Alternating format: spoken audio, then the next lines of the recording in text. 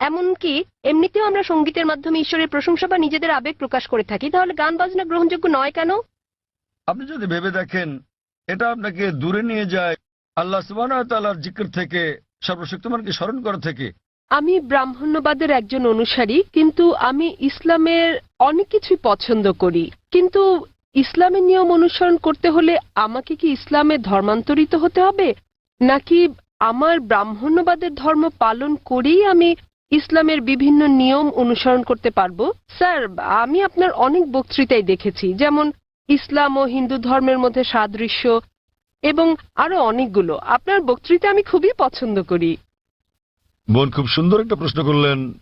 তিনি বললেন যে তিনি ব্রাহ্মণিজমের একজন একনিষ্ঠ অনুসারী, কিন্তু তিনি ইসলামের বিভিন্ন বিষয় পছন্দ করেন। তার প্রশ্ন হচ্ছে যে তিনি কি ইসলামের এই সব বিষয় অনুসরণ করতে পারেন এবং একই সাথে তারা ব্রাহ্মণিজমও চর্চা করতে পারেন। তিনি আমার অনেক লেকচার দেখেছেন এবং অনেকটা পছন্দ করেন।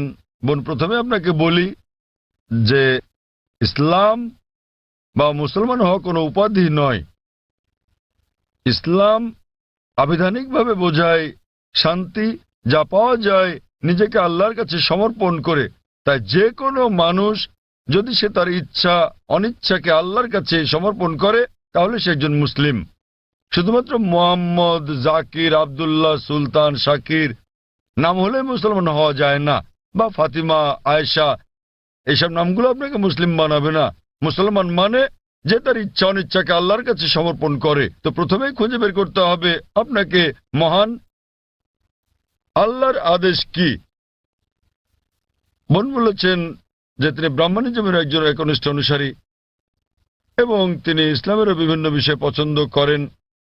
আর তিনি আমার অনেক বক্তৃতা দেখেছেন, যার মধ্যে ইসলাম ও হিন্দুইজমের সাদৃশ্য আছে। যদি এটা দেখে থাকেন তাহলে উত্তর দেওয়াটা আমার জন্য সহজ হবে, আপনার পক্ষে বোঝাটাও সুবিধা হবে। আপনি যদি দেখে থাকেন আমার হিন্দুইজম ইসলামের সাদৃশ্য নিয়ে বক্তৃতা, যেটা আমি বোধহয় প্রথম শান্তি সম্মেলন চেন্নাইয়ে দিয়েছিলাম, ইসলাম ও হিন্দু ধর্মের মধ্যে সাদৃশ্য। বোন, আপনি যদি ভেবে দেখেন, এমনকি যদি হিন্দু ধর্মের বইগুলোও পড়ে থাকেন, হিন্দু ধর্মগ্রন্থগুলো বলে যে নিজের ইচ্ছাকে ঈশ্বরের কাছে সমর্পণ করবেন। কিন্তু আমি যেটা বললাম যে সময়ের সাথে সাথে পূর্বের সকল ধর্মগ্রন্থ আগের মতো অবিকৃত অবস্থায় নেই। সেগুলো বিকৃতি এসেছে, জালিয়াতি হয়েছে, দুর্নীতি ঘটেছে। বেশিরভাগ পণ্ডিতগণই এই ধর্মগুলোর বিষয়ে, হোক সেটা হিন্দুইজম অথবা হোক খ্রিস্টানিজম অথবা ইহুদি ধর্ম, তারা একমত যে তাদের ধর্মগ্রন্থগুলো অবিকৃত রূপে সংরক্ষিত নেই। আর আপনি যদি আমার বক্তৃতা শুনে থাকেন, আমি শুরুতে যা বলেছিলাম, মহাভারত একটা গল্প যা অর্জুনের পিতামহ কর্তৃক বর্ণিত। এতে আছে ৮,০০০ শ্লোক। এরপর সময়ের সাথে সাথে পরিবর্তিত হতে হতে এতে চলে এলো ২৪,০০০ শ্লোক। এখন এর মধ্যে আছে ১,০০,০০০ বেশি শ্লোক। এটি কার কথা? মহাভারতের পণ্ডিতগণের। তো সময়ের সাথে সাথে সেগুলোতে হস্তক্ষেপ হয়েছে, তথ্য বিকৃতি ঘটেছে, কিন্তু তা সত্ত্বেও এরকম পরিবর্তনের পরও সবগুলো ধর্মগ্রন্থেই সর্বশক্তিমান ঈশ্বরের বাণী অবশিষ্ট রয়েছে। এবং আপনি যদি আমার বক্তৃতা শুনে থাকেন, সকল ধর্মের মূল কথা হচ্ছে সর্বশক্তিমান ঈশ্বর একজনই। তার কোনো মূর্তি নেই, তার কোনো ছবি নেই।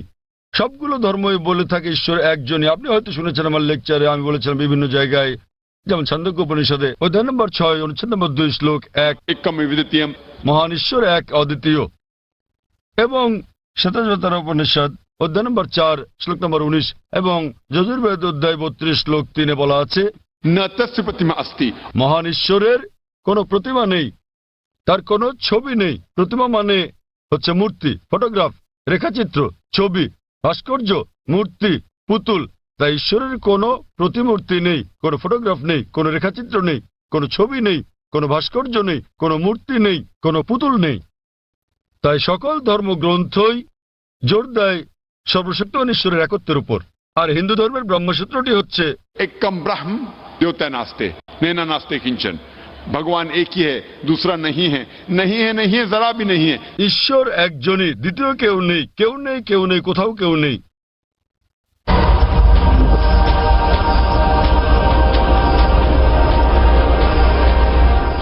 এবার আসি মূল প্রশ্নে, যা হলো একজন কট্টর ব্রাহ্মণ হয়েও আপনি ইসলামের শিক্ষা অনুসরণ করতে পারবেন কিনা।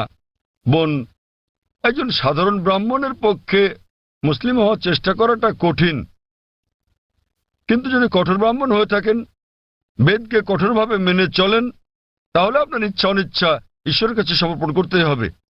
আপনি যদি সাধারণ ব্রাহ্মণ হয়ে থাকেন যে কিছু নিয়ম মানেন আবার কিছু মানেন না, তাহলে আপনার পক্ষে ঈশ্বরের কাছে নিজের ইচ্ছাকে সমর্পণ করা কঠিন হবে। কিন্তু যদি কঠোর ব্রাহ্মণ হয়ে থাকেন, বেদকে কঠোরভাবে মেনে চলেন, তাহলে আগে আমি যা বলেছি আপনাকে মানতেই হবে। 3টি পংক্তি আমি বলেছি যে আপনাকে এক ঈশ্বরে বিশ্বাস করতে হবে, আপনি মূর্তি পূজা করতে পারবেন না। আপনাকে বিশ্বাস করতে হবে যে ঈশ্বর এক, তার কোনো প্রতিচ্ছবি নেই, কোনো ফটোগ্রাফ নেই, কোনো মূর্তি নেই। এবং যদি আপনার ধর্মগ্রন্থগুলো পড়ে থাকেন, সেগুলোতে সর্বশেষ এবং চূড়ান্ত নবী মোহাম্মদ সাল্লাল্লাহু সাল্লামের আগমনের কথা উল্লেখ করা হয়েছে। আর আপনি যদি আমার বক্তৃতা ইসলাম ও হিন্দু ধর্মের মধ্যে সাদৃশ্য আর হিন্দু ধর্মে মোহাম্মদ সাল্লাল্লাহু সাল্লাম এই দুটো দেখে থাকেন, আমি বিস্তারিত আলোচনা করেছি যে নবী মোহাম্মদ সাল্লাল্লাহু সাল্লামের কথা আপনাদের ধর্মগ্রন্থে আছে। তাই যদি আপনি খারাপ ব্রাহ্মণ হয়ে থাকেন, তাহলে আপনার এটা বিশ্বাস না করার কোনো সুযোগ নেই যে ঈশ্বর এক, তার কোনো চিত্র নেই, কোনো মূর্তি নেই।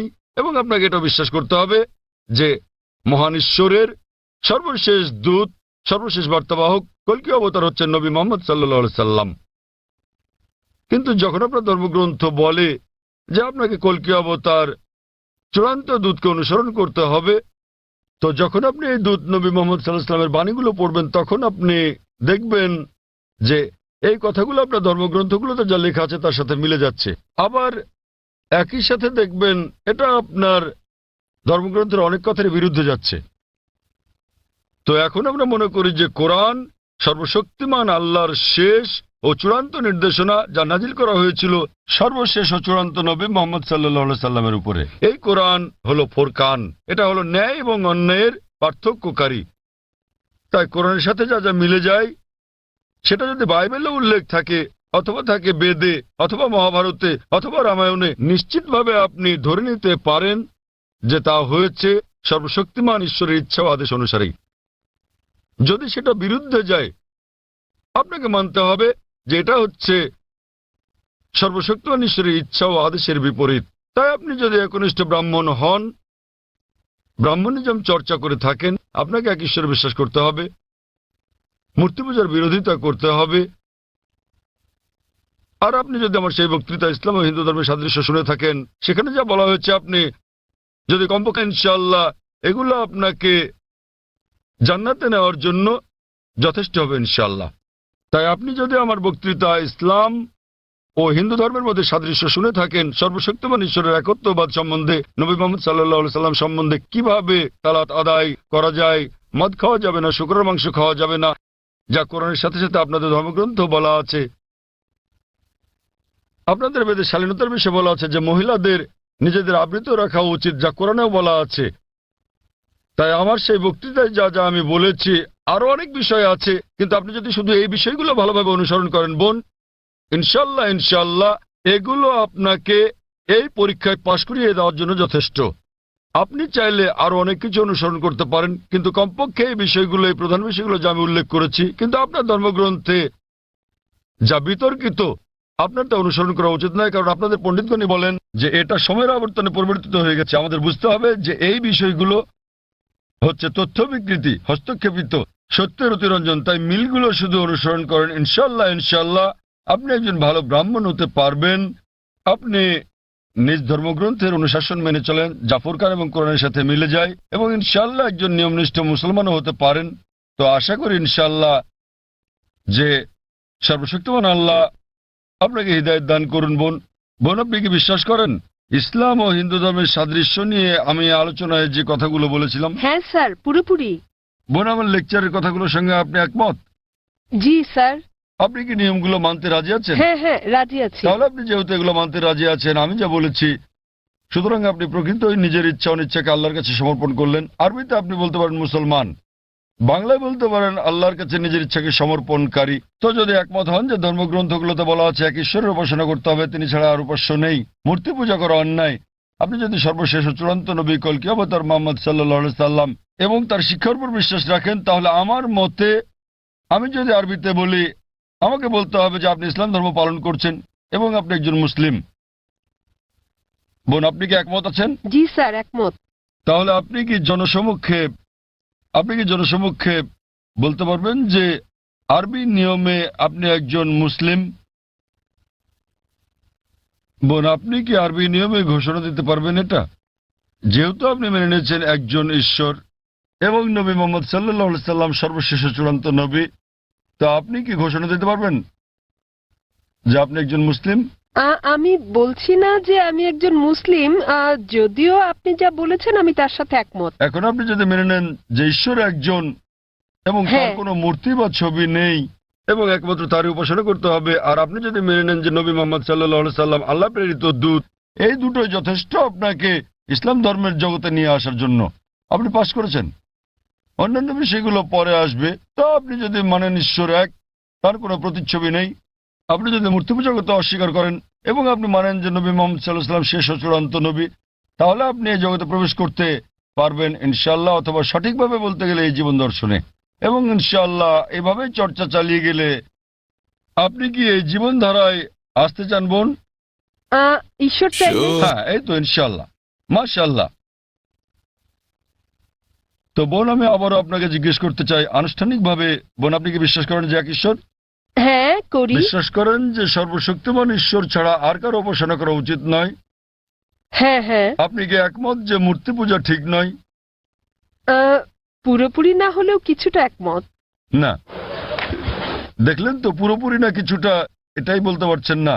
আপনি এটা বলতে পারেন না যে কেকটা খেতে চাই পেতে চাই, মূর্তি পূজা করা সঠিক নয় নতুবা সঠিক। এর মানে ঈশ্বরের কাছে প্রার্থনার জন্য আপনার মূর্তি পূজার সাহায্য নিতে হবে না, কোনো মূর্তি পূজা করতে হবে না। আপনি কি মানেন যে ঈশ্বরের কোনো প্রতিরূপ নেই? হ্যাঁ। আচ্ছা, আপনি মানেন, এর মানে আপনি বলছেন ঈশ্বরের কোনো প্রতিমূর্তি নেই? হ্যাঁ। ঠিক আছে। আপনি কি মানেন যে নবী মোহাম্মদ সাল্লাল্লাহু আলাইহি সাল্লাম সর্বশেষ চূড়ান্ত নবী? আমি আসলে এইটুকু পর্যন্ত ভালো করে জানি না, কিন্তু অন্যগুলো আপনি যা বলেছেন আমি মানছি, কিন্তু আমি আসলেই সর্বশেষ বিষয়গুলো জানি না। আপনি কি মানেন যে তিনি আল্লাহ প্রেরিত দূত? হ্যাঁ মানি। আপনি মানেন তিনি আল্লাহর দূত? হ্যাঁ। চমৎকার, চর্চাটাই আসল। একজন নির্ভেজাল মুসলিম হওয়া সহজ কথা নয়, আমরাও চেষ্টা করছি। তো বোন, আমি যদি বলি আপনি কি আমার সাথে কালিমায়ে শাহাদা পাঠ করবেন? আপনি কি শাহাদাত পাঠ করবেন, যা আসলে আরবিতে একটা ঘোষণা, ওই একই কথা যা আমি বলেছি যে আল্লাহ ছাড়া কোনো প্রভু নেই আর নবী মোহাম্মদ সাল্লাল্লাহু আলাইহি সাল্লাম তার দূত, আরবিতে এটা বলতে চান? হ্যাঁ স্যার, বেশ, অবশ্যই। আমি আরবিতে বলবো, আপনি আমার সাথে সাথে বলবেন, আর পরে এটার অনুবাদও বলবো। ঠিক আছে। अशहदु अशहदु अल्लाह अल्लाह इलाहा इलाहा इल्लल्लाह इल्लल्लाह व अशहदु व अशहदु अन्ना अन्ना मुहम्मदन मुहम्मदन अब्दुहु अब्दुहु व रसूलुहु। व रसूलुहु। আমি সাক্ষ্য দিচ্ছি আমি সাক্ষ্য দিচ্ছি যে যে কোনো উপাস্য নেই কোনো উপাস্য নেই আল্লাহ ছাড়া, আল্লাহ ছাড়া, আর আমি সাক্ষ্য দিচ্ছি যে নবী মোহাম্মদ সাল্লাল্লাহু আলাইহি যে সাল্লাম নবী মোহাম্মদ সাল্লাল্লাহু আলাইহি হলেন সাল্লাম হলেন আল্লাহর আল্লাহর বান্দা এবং রাসূল। বান্দা এবং রাসূল। মাশাআল্লাহ বোন, ধন্যবাদ। এখন আপনি একজন মুসলিম এবং আমি প্রার্থনা করছি যেন আল্লাহ সুবহানাহু ওয়া তাআলা আপনাকে পথ প্রদর্শন করেন। আর আমি চাই যে ইনশাআল্লাহ সকল ভাই বোনেরা যখনই কেউ ইসলাম গ্রহণ করবেন, আপনারা তাকে জ্ঞানের দিক থেকে সাহায্য করবেন, এভাবেই আপনারা সমাজসেবা করতে পারেন। বোন, আপনার কাছে একটা অনুরোধ আমার, যে ইনশাআল্লাহ আপনি কোরআন অনুবাদ সহ পড়বেন, এমনকি যদি আগেও পড়ে থাকেন তবুও, এবং নির্দেশনাগুলো মেনে চলবেন, এবং ইনশাআল্লাহ আপনি তখন আল্লাহর কাছে নিজের ইচ্ছা সমর্পণকারী একজন নিষ্ঠাবান মানুষ হতে পারবেন। আর আমাদের জন্য দোয়া করবেন বোন।